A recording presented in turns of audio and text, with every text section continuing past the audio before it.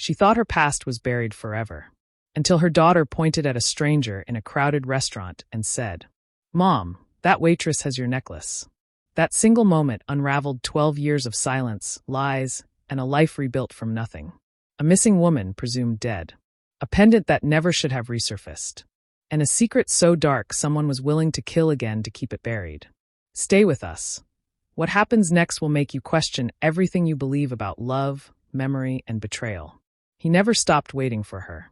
12 years ago, Emily Whitmore, wife of a Colorado real estate magnate, vanished after her car plummeted off a winding mountain road. No body. No goodbyes. Just a mangled guardrail, a handbag recovered from the wreckage, and a necklace, a crescent moon pendant with a tiny emerald, known in her family as the Angel's Tear. James buried an empty casket beneath the chapel near the cliffs and raised their son, Ethan, alone. But Emily's absence never felt complete. Years passed. James rebuilt his company, Whitmore Properties, into a powerhouse. Yet every birthday, every anniversary, every quiet moment, he stood by that headstone, clutching the photo of Emily in her favorite white dress. He whispered the same prayer. "Come home."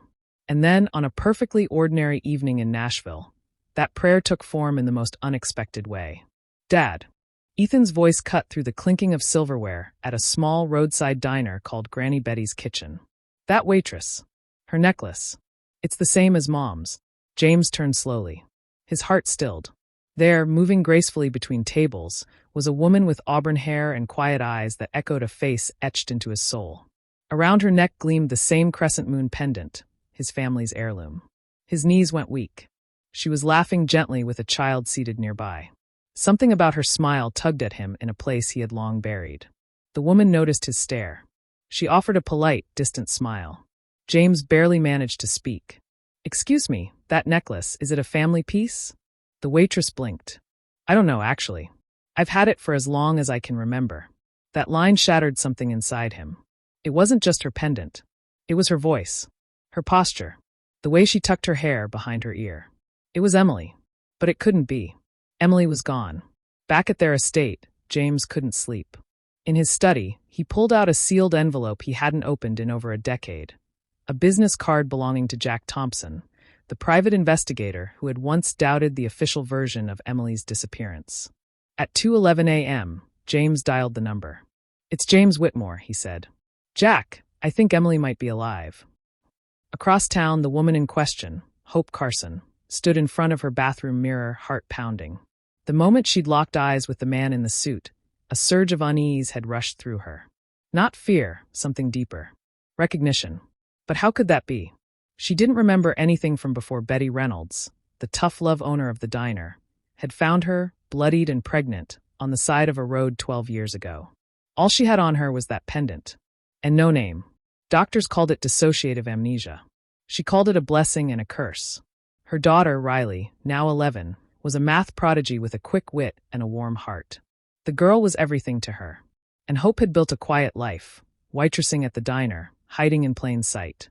But now that life, her safe illusion, was cracking. At 6 a.m., Betty slid a muffin across the counter and gave her the look. "Nightmare again?" the older woman asked. Hope nodded. "The same one. Falling. Screaming. Then nothing." Betty's eyes narrowed. "Did those two men last night say anything strange to you?" Hope paused. The older one asked about my necklace. "Why?" The woman's jaw tightened. "Just keep your distance. Men like that bring trouble." Betty tried to shift the conversation. But Hope knew her too well. Something wasn't right. Later that night, Hope found a dusty box in Betty's storage room labeled Lost and Found, 2012. Inside, wrapped in a faded towel, were old newspaper clippings. One headline jumped out. "Tragic disappearance. Real estate heiress presumed dead in mountain crash." There was a photo. A woman in a white dress. Her face. Hope staggered back. The name below the photo. Emily Whitmore. Suddenly, Riley's voice echoed in her memory. "Mom, you touch that necklace whenever you're sad. Why do you do that?" Hope couldn't answer. But now she had to. She dialed the number on a second card she'd quietly pocketed after the man left. "Jack Thompson? I think someone's looking for me," she said. On the other end, the investigator's breath caught. "Miss, you're the one we've been looking for." That same night, James met with Jack Thompson in a dusty office above an old bookstore. Jack studied a photo James handed him. Your wife, right? And this is the woman you saw at the diner. James nodded. Thompson leaned back, quiet. If she's really Emily, the question isn't just where she's been. It's why she didn't come back. James stared into the dark window. Or who didn't let her come back. Back at the diner, Betty found Hope sitting on the back steps, pale. You lied to me, Hope whispered. You knew who I was. Betty's shoulders sagged. I did what I had to do to keep you safe. Hope stood. Her voice was firm now. From what? From who? Silence. Then Betty finally spoke. From the people who tried to kill you. And with that sentence, the world Hope Carson had carefully constructed came crumbling down. Under the soft glow of the afternoon sun, the warmth of Granny Betty's diner seemed to pulse gently, like a heartbeat under the noise of clinking cutlery and coffee cups. But inside, Hope Carson's heart wasn't beating to the rhythm of routine. Her hands moved out of habit, refilling a mug here, scribbling down an order there, but her thoughts spiraled. It wasn't just the strange man from last week, James Whitmore, and his teenage son, Ethan. It was how they looked at her, like they were seeing a ghost, especially when their eyes landed on her necklace, the crescent moon pendant that had always hung at her throat. The only thing she'd had when she'd been found bloodied and pregnant on the side of the road. A Colorado road over a decade ago. Hope caught her reflection in the glass of the pie display. She didn't see a ghost, just a tired waitress with auburn hair and lines carved by long shifts and longer nights. And yet something stirred. That man's voice, James, how it trembled, how he couldn't stop staring at her. It wasn't flirtation. It was heartbreak. That night, when the diner was closed and Riley was asleep upstairs, Hope sat at the kitchen table with her hands wrapped around a mug she wasn't drinking from. She reached for the pendant again. Always the pendant. The emerald at its center shimmered even in dim light. Why did it feel heavier now? Her memories were a foggy shoreline, distant shapes and voices she couldn't grasp. But the name, Ethan, it whispered in her dreams over and over. And now that name belonged to the boy who had walked into her life last week with a face that echoed hers in ways she couldn't deny. She stood and pulled open the drawer where she kept old documents, hospital records, newspaper clippings, receipts from Betty. She'd never looked at them closely before. Betty always warned her not to. Some ghosts should stay buried, the older woman would say. But Hope wasn't sure anymore. What if she was a ghost, someone lost and wandering in a borrowed life? The next morning, as Hope served coffee to the breakfast crowd, she spotted Ethan outside. He was standing across the street, pretending to scroll through his phone. But he wasn't watching the screen. He was watching her. Their eyes met and something electric passed between them. Uncertainty, recognition, fear. Ethan didn't stay long. He ducked into a waiting car, his father behind the wheel, and they drove away. But it was enough. Hope felt it. Whatever this was, it wasn't over. Later that day, as she folded napkins in the back, Betty burst in from the pantry holding a phone. Her face was flushed, her voice low and sharp. What did you say to them? Hope blinked. What? The man. The boy. Don't play dumb with me, girl. Betty's eyes were wild now. Did you tell them your name? Did you show them the pendant? I didn't tell them anything, Betty. They just looked at me like they knew me. Betty's hands trembled as she set the phone down. It's starting. I prayed this day would never come. But you're remembering, aren't you? Hope stepped closer. What are you not telling me? Who am I, Betty? But the woman who had saved her, raised her, stood silent. And Hope knew the truth was far deeper and darker than she'd ever imagined. Across town, James Whitmore sat in his private office staring at a photo he hadn't touched in years. Emily, smiling under the Colorado sun, holding a young Ethan in her arms. The pendant at her throat was identical to the one he'd seen on the Waitress, Hope, last night. His hands trembled as he picked up the phone and dialed a number he had almost forgotten. Thompson, the voice answered after 2 rings. It's James Whitmore. He set his throat dry. I think my wife might be alive. Back at the diner, Riley bounded down the stairs with a notebook in hand. Mom, I think I solved the extra credit problem. Want to see? Hope blinked away her rising panic and nodded. She sat down beside her daughter as Riley excitedly flipped open the page and began her explanation.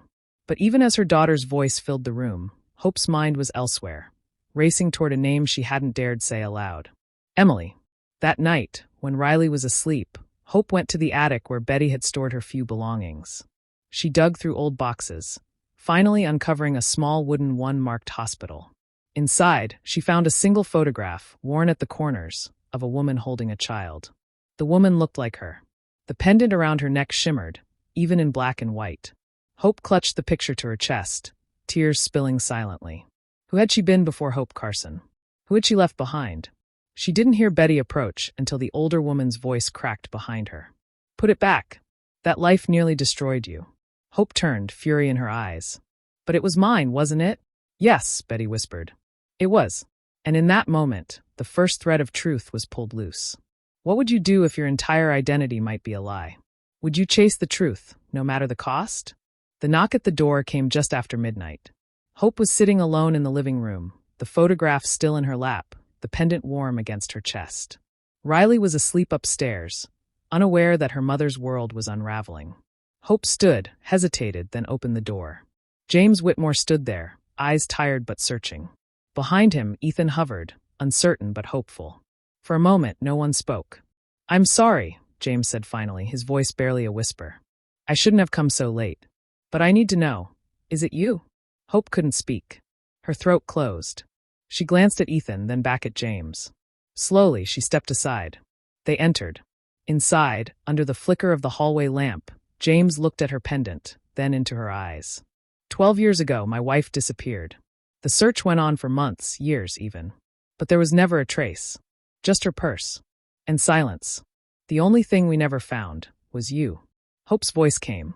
I don't remember who I was before the hospital, but I've always worn this. She touched the pendant. And your son, Ethan, his name, it echoes in my dreams. James moved toward her slowly, as if afraid she might vanish again. Your name was Emily Whitmore. You were my wife. You were Ethan's mother. You were the smartest, fiercest woman I knew. And I failed you. Hope's knees buckled and she sank onto the sofa, her breath catching in her chest. James sat beside her, his voice low. I hired someone, a private investigator. He found records. You were admitted to a hospital the same day Emily disappeared. Head trauma. Amnesia. Pregnant. You were found on the side of a road by a woman named Betty Reynolds. Hope's fingers tightened around the photo. Betty saved me. She gave me a name. A life. But she never told me who I was before. She said remembering would only bring pain. It did, James said. Quietly, but it also brought you back upstairs. Riley stirred a moment later. She stood at the top of the stairs, eyes wide as she took in the scene below. Mom, she whispered. Hope stood. Come here, sweetheart. Riley patted down the stairs, her notebook still in hand. She looked at Ethan, then at James. Is something wrong? Hope knelt, taking her daughter's hands. Something's finally right. This is Ethan, and this is James. Riley's eyes narrowed. You're the people from the diner. The ones who stared at Mom. Ethan smiled sheepishly. Sorry about that. James cleared his throat. Riley, I believe I'm your father. The girl froze. Then slowly, almost mechanically, she looked at Hope. Is this true? Hope's voice broke. I didn't know, Riley. I didn't know until now. Riley's lip trembled. So I'm not who I thought I was? Hope pulled her close. You are everything I've ever loved. That hasn't changed. You're mine, no matter what name came before. Silence fell until Riley looked at James. You said she was the fiercest woman you knew. That's still true. James smiled, emotion in his eyes. Yes, it is. By morning, Hope was sitting at Betty's bedside in the back room of the diner. The older woman looked small beneath the blankets, her skin pale. I told you this day would hurt, Betty rasped. But I also knew it would come. Hope took her hand. Why didn't you tell me? Because I was afraid. Afraid they'd come after you again. Afraid they'd destroy what little life you had left. And afraid that I'd lose you. You never had to fear that, Hope said, tears slipping down her cheek. You gave me a home. You gave Riley her start. That's something even my past couldn't erase. Betty smiled faintly. Then I did my job. 2 weeks later, a small memorial was held for Betty Reynolds. Friends from the neighborhood, regulars from the diner, even the local librarian came. Hope stood by the photo table, Riley by her side, as James gave a short eulogy. When it ended, Hope stepped forward, holding the same pendant she'd worn all those years. This pendant kept me grounded when I had no memory, no name. It led me back to my family. But it also led me to her. The woman who gave me a second chance at life. Today I divide it in half. One piece will stay with Riley, the other with me. A reminder that sometimes the family who finds you is just as powerful as the one you're born into. The sun dipped behind the trees as the crowd dispersed. James approached, holding Riley's hand. "The board accepted your legal identity," he said quietly. "You're officially Emily Whitmore again." Hope shook her head. "No, I'll keep the name Hope Carson. It's who I became. I'll carry both names. Both lives. And us?" James asked. Hope looked at him. "We start over. No pretending it's the same, because it's not. But if you're willing to get to know me again." "I am," he said before she could finish. More than anything. Behind them, Ethan and Riley sat on the diner steps, watching the evening sky. "You think this changes everything?" Riley asked. Ethan shrugged. "I think it just shows us who we really are." "You're still annoying," Riley teased. "And you're still a know-it-all." They laughed, and for a moment all the pain and confusion of the past 12 years dissolved in that simple, healing sound. As night fell, Hope sat in her bedroom, writing the first page of a new journal. The pendant halves rested beside her. One for each of the lives she had lived, one for each of the children she had loved. The truth had cost them years, but it had also given them clarity. And now they could finally move forward together. What about you? Would you want to remember everything, even if it meant uncovering pain? Or would you choose peace over truth? Let us know in the comments and subscribe to the channel. And tell us, where in the world are you watching from? If you felt moved by this story, please share it. And if you believe in second chances, hit comment 100 below.